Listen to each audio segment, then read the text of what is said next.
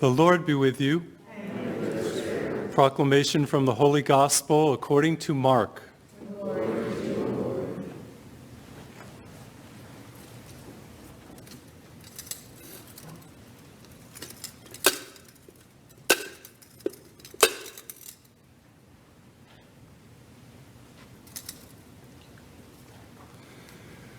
Jesus departed from there and came to his native place, accompanied by his disciples. When the Sabbath came, he began to teach in the synagogue. Many who heard him were astonished. They said, "Where did this man get all this? What kind of wisdom has been given to him? What mighty deeds are wrought by his hands? Is he not the carpenter, son of Mary, and the brother of James and Joseph and Judas and Simon? Are not his sisters here with us?"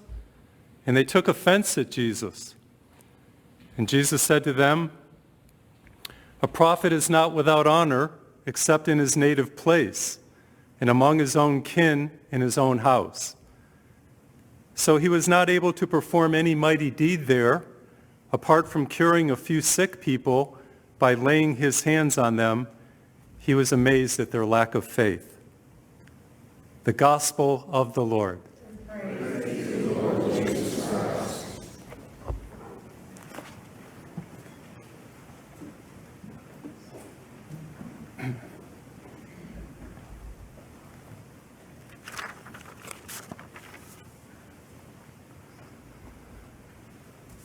I read a book by M. Scott Peck, and it was called The Road Less Traveled.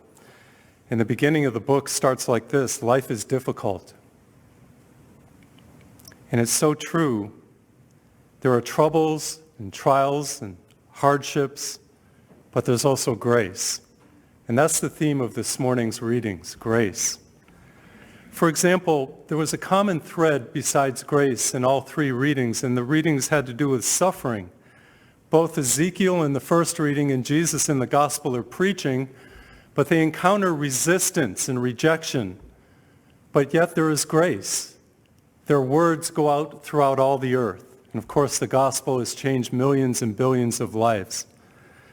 And then in the second reading, even though Paul had this thorn in the flesh, and we're not quite sure what the thorn was, even though he had this thorn in the flesh that wouldn't be taken away, even though he kept coming to God, asking God to take away the thorn in the flesh, he encountered grace in the thorn.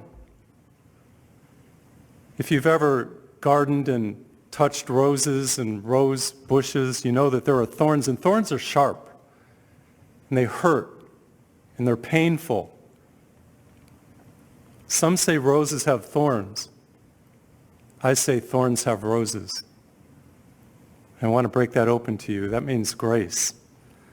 You see, suffering, whatever form it takes, and we all have tribulations and difficulties and trials and hardships, suffering has meaning, has purpose. And it's clear from the readings in the scripture today, and it's also clear from some of the parables that Jesus taught about suffering. Remember the prodigal son, for example. We all know that parable. The money runs out. He had to get a job. He was hungry, slopped with the pigs in the mud, and then he has this awakening. He changed because of his sufferings. And that's one of the meanings of suffering. That's one of the roles that suffering has. It can sober us and change us. See, that's grace at work. And right now, those of you who are tuning in, you're going through some trials and tribulations and some suffering. Perhaps the reason is because God is calling you to himself in a deeper way. It can awaken you to the presence of God. That's exactly what happened in my life.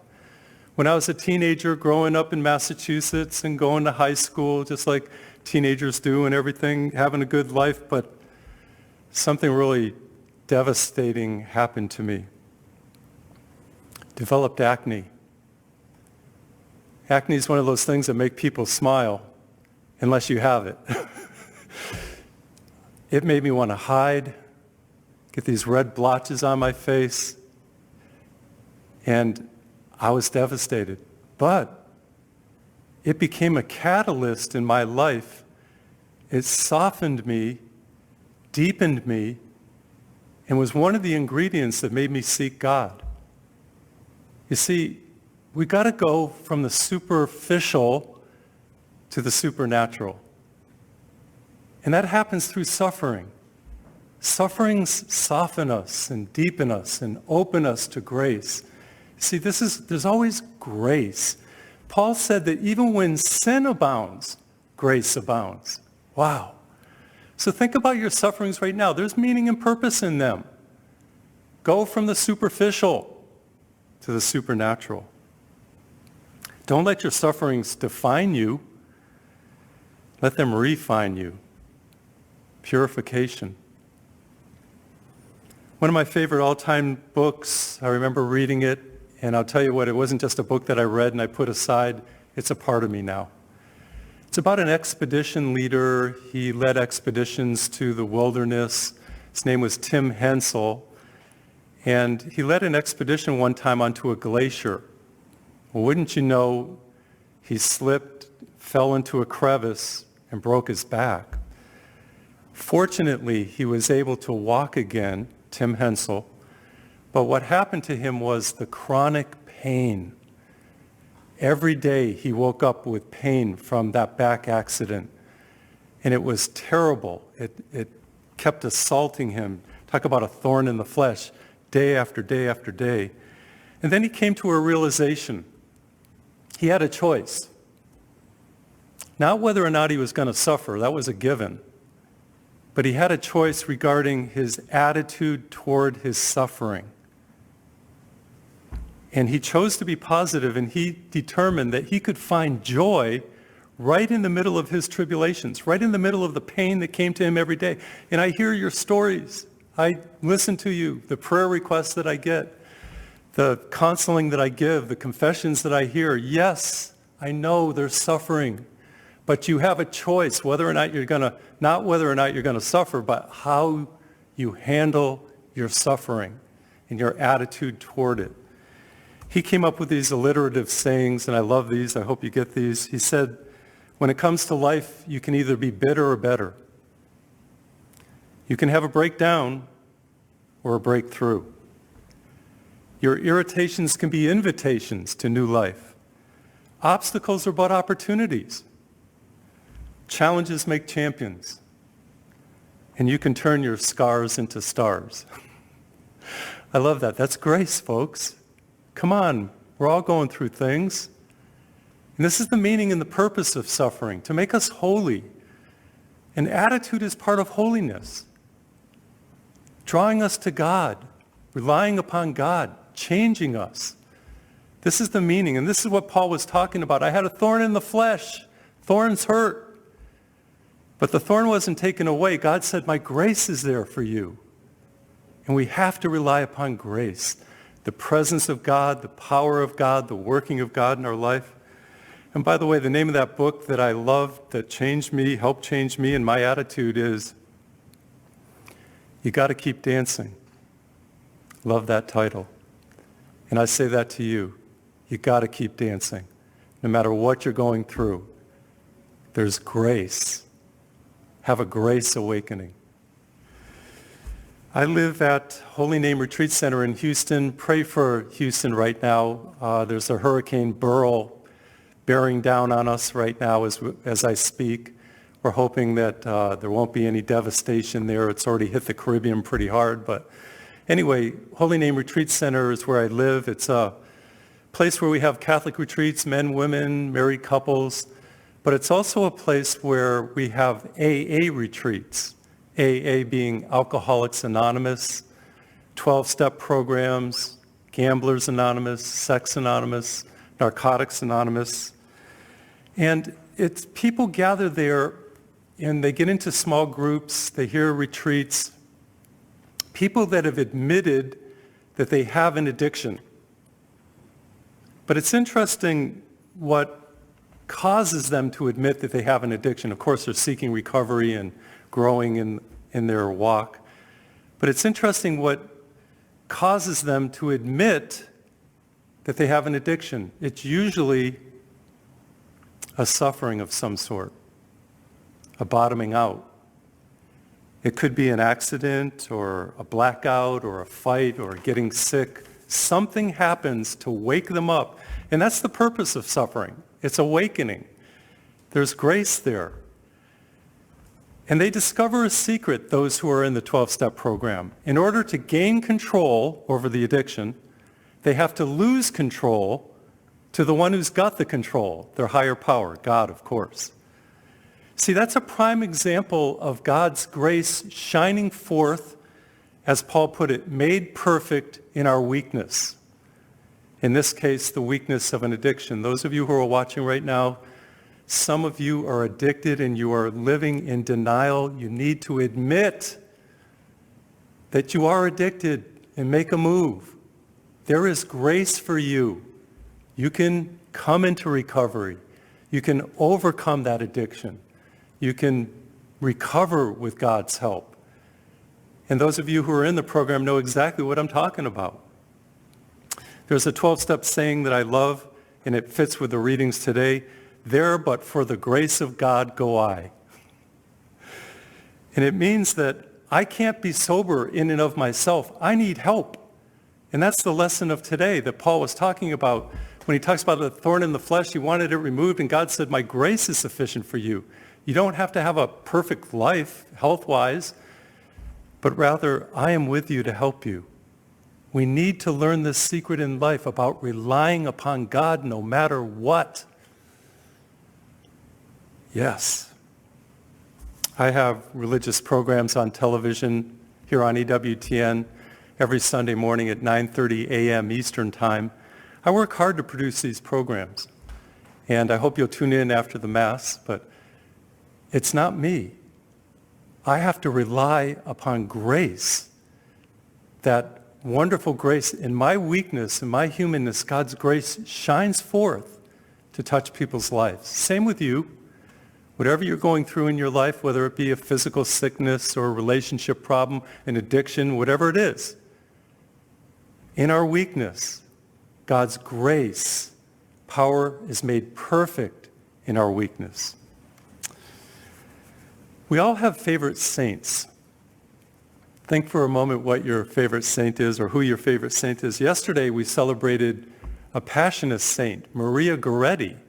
She was only 11 years old, and she's the martyr of purity. She died rather than give in to the sexual demands of Alejandro, and she's the martyr of purity, very beautiful woman. One of my favorite saints, of course, the founder of the Passionists. I'm a Passionist priest, St. Paul of the Cross. St. Francis of Assisi, founder of the Franciscans, Maximilian Kolbe, Catherine of Siena. The common thread with all saints is that they suffered. Every one of them, in some way, shape, or form, and some of them suffered greatly. Mother Angelica, think about her.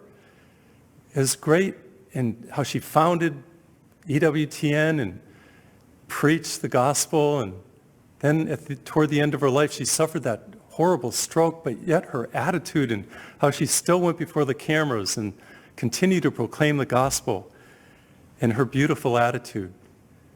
So the saints have all suffered, and they've taught us a lesson that there's grace in the suffering, and that God's power shines forth through it. I remember humorously about St. Teresa of Avila. She was complaining to Jesus in prayer one time about her sufferings. And she sensed Jesus say to her when she was complaining, Jesus said, "This is how I treat my friends." And then she retorted, "Well, if that's how you treat your friends, no wonder you have so few." One of my favorite saints is St. Ignatius of Loyola. Of course, he lived in northern Spain, Basque country. He had his plans, he had his agenda. He wanted to be a military leader, wanted to lead Spain's military. Well, before all that happened, he was in a battle with France. Wouldn't you know, a French cannonball came and almost blew his leg off. Now here's Ignatius of Loyola in the hospital, recuperating, suffering greatly because of what just happened to his leg. And while he's in the hospital, he read a book, and somebody gave him a book of the saints. And he was reading about how the saints all suffered, and yet how God's grace was at work in the saints' life to raise them up. Well, he made a surrender to God in the hospital because of his suffering. And then he determined that God wasn't calling him to be a military leader. God was calling him to be a Catholic priest. He became a Catholic priest, as you know. St. Ignatius of Loyola founded the Jesuits and became a saint. And he composed a prayer called the Suscipe. You've all heard it. It means, Lord, receive. And it goes like this: take, Lord, receive all my liberty, my memory, my understanding, my entire will. You have given all to me, and I return it. Give me only your love and your grace. That's enough for me. Wow. It's just like Paul. You see, he had this thorn that was his physical suffering, and he said, your grace is enough for me. Grace is sufficient and magnificent. And that's what we all have to learn, that it's not about us. In our humanness, in our trials, in our difficulties, it's grace. You see, our sufferings have meaning. They have purpose. They lead us to God. They change us, as I've talked about. They deepen us. They take us from the superficial to the supernatural. And they make us susceptible to grace. Our life as Catholic Christians and as Christians is all about grace. We're saved by grace. But for the grace of God, there go I. And this morning, I pray as you're watching and as you're here this morning, that you will receive grace right in the midst of your trials and tribulations. And you will know that you know, like St. Ignatius, like St. Paul, like Jesus, like Ezekiel, like myself and so many others, the saints, that grace is sufficient. Wow. Wanted to conclude with a story that I read in a book, and it's about the velveteen rabbit. Velveteen is a type of fabric. It was a toy rabbit, and it became this little boy's favorite toy. Well, what happened was the boy got very sick, and they removed all of his toys, and they put that velveteen rabbit outside. And the velveteen rabbit was so upset that he got separated from the boy and that he wasn't real, that he began to cry. And when he cried, his tears transformed the rabbit, and the rabbit became real. And it's the same with us. Don't waste your sufferings. Your tears make you real, make you human, make you authentic, give you compassion, help you to relate with others, make you human. You see, you can see more through a teardrop than you can through a telescope. Don't waste your sufferings. Sufferings make you human, they make you real, they make you susceptible to grace. Some say roses have thorns. I say thorns have roses.